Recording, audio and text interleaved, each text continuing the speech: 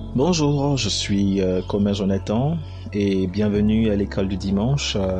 J'aimerais parler au cœur de quelqu'un aujourd'hui. J'aimerais transformer la mentalité de quelqu'un aujourd'hui au nom de Jésus. Alors, s'il vous plaît, prions ensemble. Saint-Père, nous sommes là.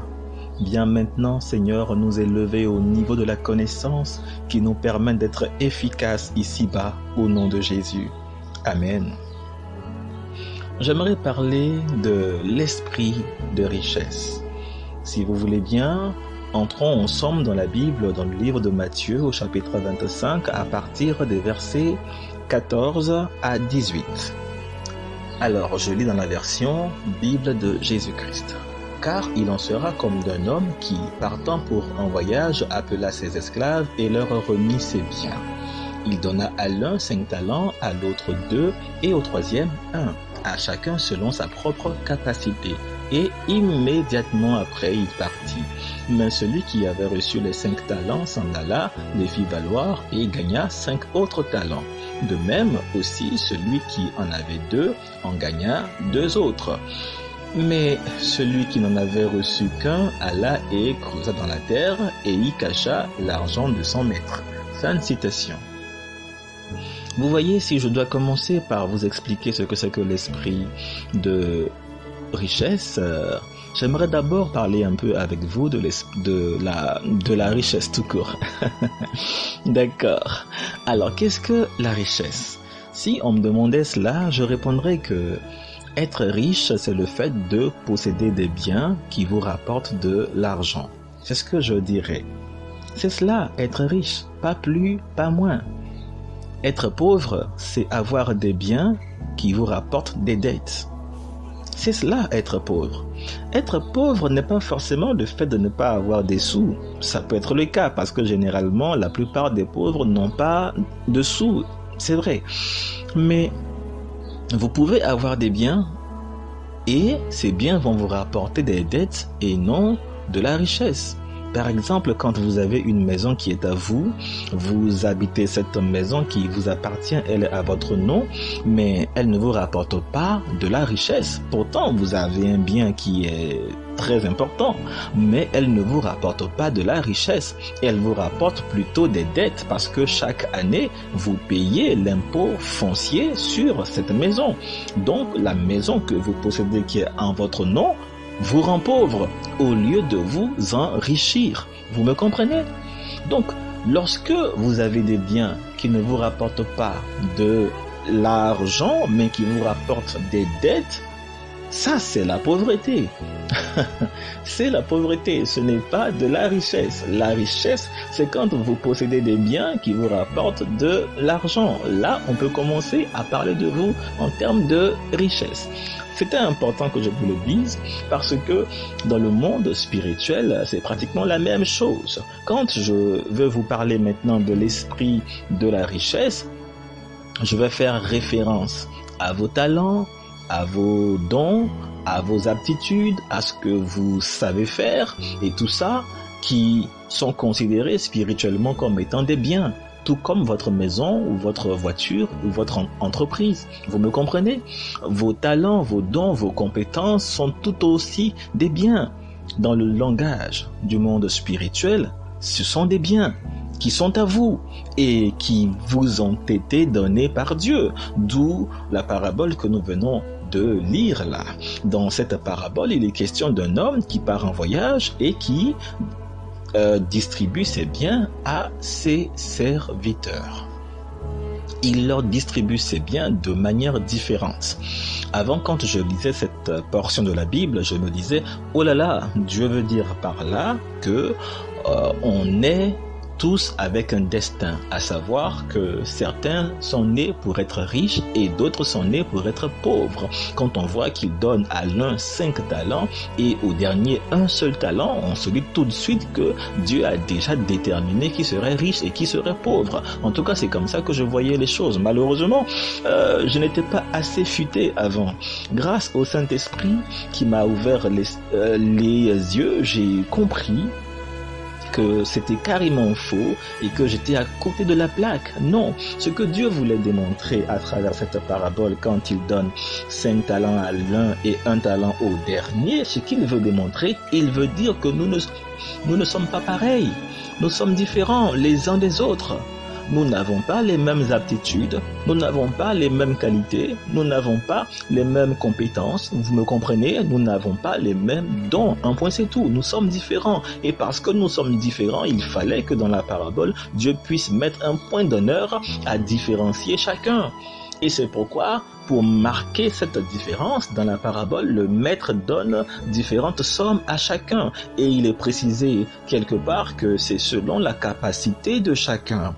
C'est selon la capacité de chacun. Ça ne veut pas dire que le maître s'est dit que celui qui a reçu les 5 talents était plus capable de gérer 5 talents que le premier. Non, ce n'est pas comme ça qu'il faut voir les choses.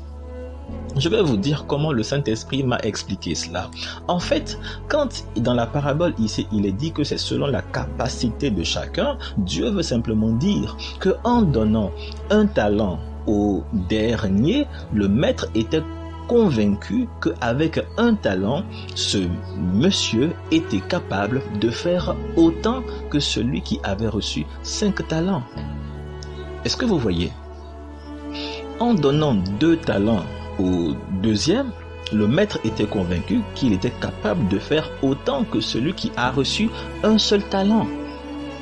C'est cela, selon la capacité de chacun. Dieu n'a pas prédestiné quelqu'un à être pauvre ou quelqu'un d'autre à être riche. Non. Mais Dieu a conscience de nos différences, car c'est lui qui nous a créés ainsi. Donc il a conscience de nos différences. Alors quand il donne des talents à un, il sait qu'avec ça, celui-là peut accomplir des exploits. Mais il donne un autre talent différent à un autre. Mais en le faisant, ce n'est pas pour que celui-là soit inférieur à celui-ci. Non. Mais il est convaincu que malgré cette différence, celui-là peut accomplir des exploits au même titre que celui-ci. Vous voyez, vous avez un talent, vous savez chanter, vous savez extraordinairement chanter, et grâce à la chanson, vous devenez une star mondiale. Il y a un autre qui sait jouer au foot, et il sait vraiment bien jouer au foot, et grâce au foot, il devient une star mondiale. Vous, dans la chanson, vous êtes une star mondiale et lui, dans le foot, il est une star mondiale. Vous êtes toutes deux des personnes qui sont des stars au niveau mondial. Vous êtes toutes deux des stars. Mais qu'est-ce qui se passe? C'est que c'est dans des domaines différents. Vous me comprenez, c'est dans des domaines différents que vous êtes devenus stars. Et c'est ce que la parabole dit. La parabole dit que celui qui a reçu les 5 talents est allé les faire valoir. Donc il a travaillé avec ça et il a obtenu 5 autres talents. Le second qui avait reçu 2 talents est parti faire pareil et il a obtenu 2 autres talents. Qu'est-ce que cela signifie? Ça signifie qu'ils ont reçu 100% de bénéfices. Le premier a eu 100%, le second a eu 100%. Donc, si on compare cela à mon exemple avec celui qui sait jouer au foot et celui qui sait chanter, vous me comprenez, 100% de bénéfices, star mondiale de foot, 100% de bénéfices, star mondiale de la chanson. Vous me comprenez? Les deux sont devenus des stars parce qu'elles se sont données à fond, à 100% dans le don qu'ils ont reçu. Et quant au troisième, qu'est-ce qu'on voit qu'il fait? Lui, il prend son don et il l'enterre. On peut facilement penser un peu à ce qu'il a traversé. Je veux dire à ce qui lui est passé par la tête. Il a dû se dire « Oh, pourquoi moi j'ai un tel don? Si jamais je savais jouer au foot, j'aurais pu être une star mondiale. Si seulement je savais chanter, j'aurais pu être une star mondiale, mais je ne sais ni chanter, ni jouer au foot.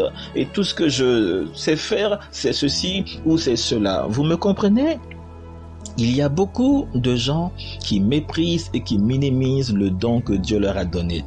Ils préfèrent envier les autres.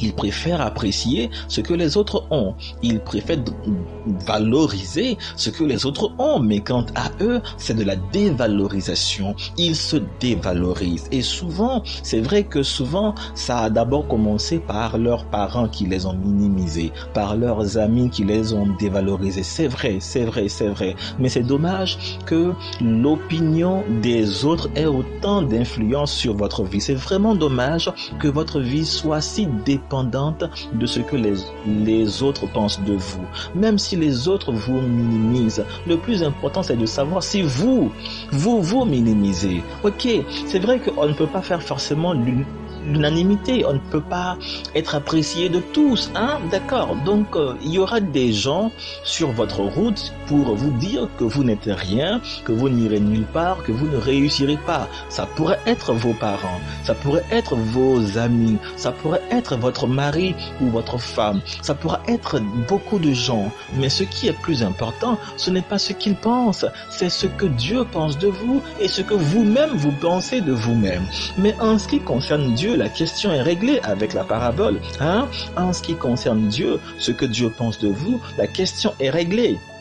La Bible dit que Dieu pense que avec ce que vous avez là, vous pouvez accomplir autant d'exploits que ce que vous admirez en ce moment-là, ce que vous adulez là en ce moment-là, hein, ceux à qui vous rêvez là, je veux dire, hein, avec le don que vous avez, vous pouvez atteindre leur niveau et même les dépasser. C'est ce que la Bible dit. Il donna à chacun selon ses capacités. Donc le cœur de Dieu en ce qui vous concerne n'a pas changé. Si vous vous donnez à fond, si vous commencez à vous prendre au sérieux, si vous valorisez vos talents, si vous travaillez avec vos talents, avec vos dons, vous serez au même niveau que ceux que vous enviez en ce moment. Ça, c'est le point de Dieu. C'est son point de vue. Maintenant, en ce qui vous concerne, c'est de là que vient le plus gros du problème.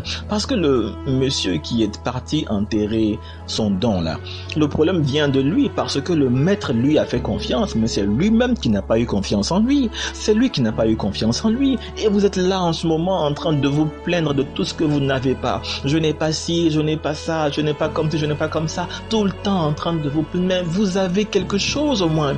À part tout ce que vous n'avez pas, vous avez quelque chose. Même à Moïse, à qui Dieu a dit d'aller sauver Israël et qui se plaignait, je n'ai pas ci, je n'ai pas ça. Dieu lui a dit, ok, tu n'as pas tout ça, mais tu as au moins un bâton en main là, hein, Moïse, tu as au moins quelque chose en main, tu as un bâton. Utilise ce bâton pour faire tout ce que tu pensais que tu ne pouvais pas faire. Utilise ce bâton. Ce bâton est capable de faire tout ce que tu crois que toi, tu n'étais pas capable de faire. Oui.